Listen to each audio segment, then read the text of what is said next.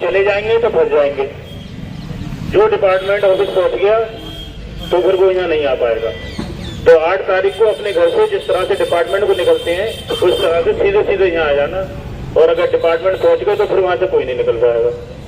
उसमें फिर हमारी जिम्मेदारी किसी की भी नहीं है, सभी को यही आनी है। नूरुल अलीम साहब से दरख्वास्त करता हूँ कि अपनी बात को बहुत ही कम वक्त में रखें।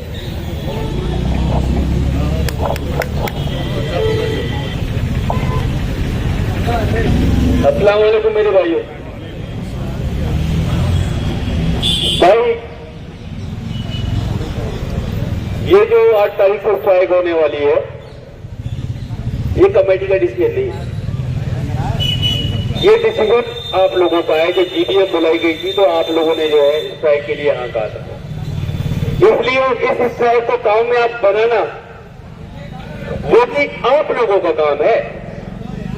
अगर स्ट्राइक होनी है तो आपकी मर्जी से हो रही है, और स्ट्राइक ये निश्चितकालीन स्ट्राइक होगी, और ये स्ट्राइक ऐसी स्ट्राइक होगी कि जब तक आपकी डिमांड पूरी नहीं हो जाएंगी तब तक आप यहां से जाएंगे नहीं।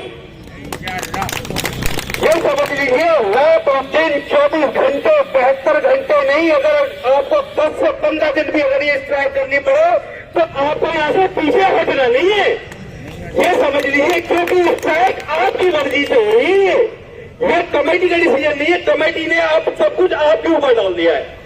अगर आपको अपना हक लेना है तो आपको जो है ये दिखा देना है कि आपकी यूनिवर्सिटी हमारे बगैर चल नहीं सकती। आपने जितने वादे किए वो सब झूठे थे।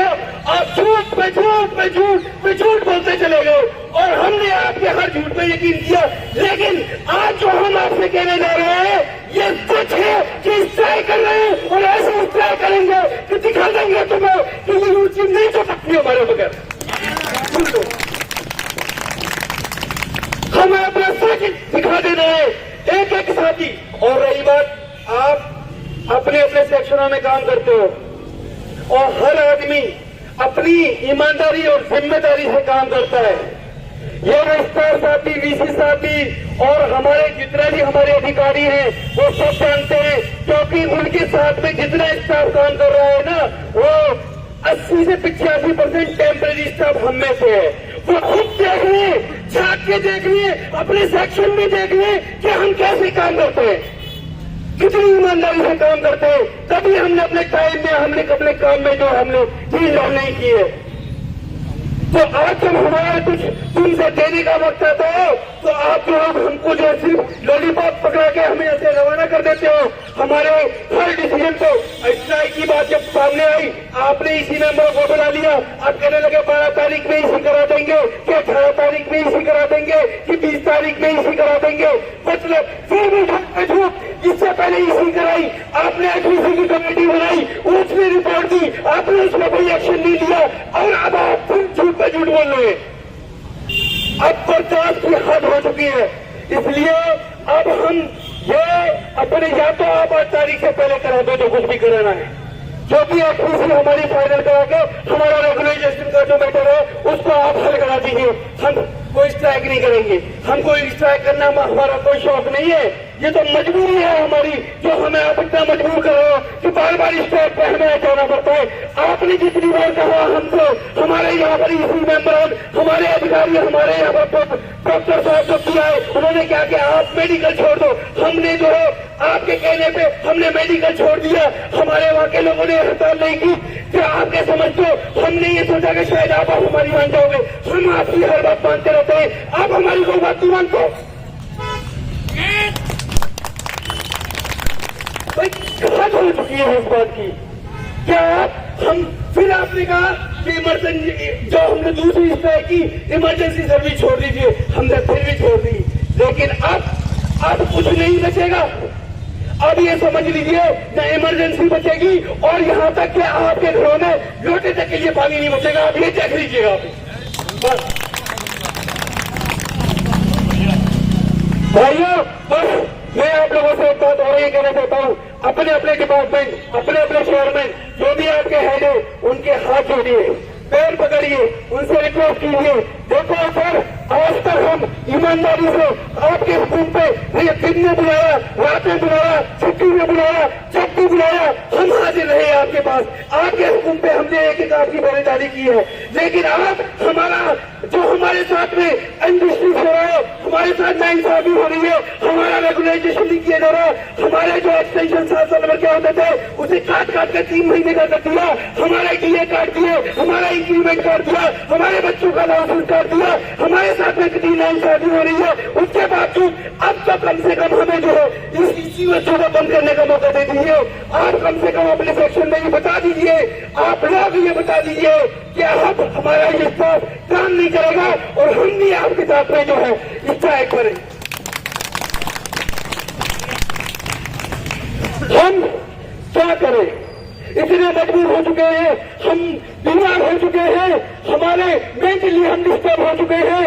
आपने इतना हमको मजबूर कर दिया है कि अब हमसे बर्दाश्त नहीं हो रहा, अब हमारा दर्द हमसे बर्दाश्त नहीं होता। हम कितनी तकलीफ में हैं ये सिर्फ हम जानते हैं या हमारा परिवार जानता है। देख लो हमारे परिवार में जाके हमारे माँ बाप भाई बहन हमारी औलाद का क्या हाल है, सब लोग डिप्रेशन में जा चुके हैं।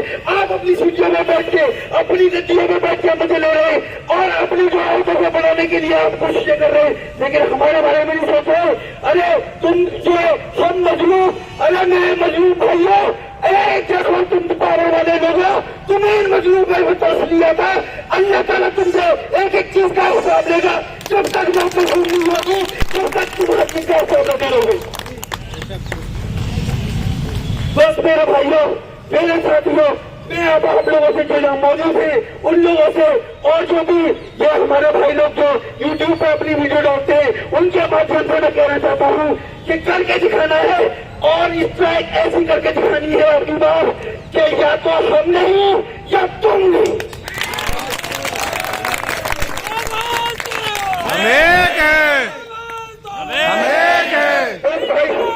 जिंदाबाद।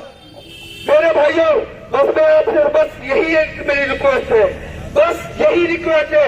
हम ना काम चोर हैं, ना हम काम से बिल्कुल डरते हैं, ना अपनी ड्यूटी से डरते हैं। तुम हमसे 24-24 घंटे 48-48 घंटे महीने के हिसाब से काम ले लो, हम अपने घर की तो बैठ के नहीं देखेंगे, लेकिन हमारा हक हमें दे दो। बस हक नहीं तो अब उसके बाद में बता देंगे हम पूरी यूनिवर्सिटी इंशाल्लाह ताला सारे टेम्पररी एम्प्लॉय, सारे परमानेंट एम्प्लॉय, क्योंकि देखो परमानेंट एम्प्लॉय वो भी तो हम ही है, कोई गैर नहीं। ये ना सोचे कोई भी कि परमानेंट एम्प्लॉय जो है काम करने पे जाएगा, नहीं, एक भी नहीं जाएगा। मैं आपको लिख के दे रहा हूँ, जिसके दिल में 1% भी आपके लिए दर्द है, 1% भी अगर उसके अंदर ईमान है, तो वो आदमी एक भी ड्यूटी पर नहीं जाएगा, वो आपके साथ में शाना बशाना करेगा इंशाल्लाह ताला। और भाइयों, मैं यही कहना चाहता हूँ, मैं इसी के साथ आपसे विदा लेता हूँ कि बस अब जो है यूनाइट कराना है।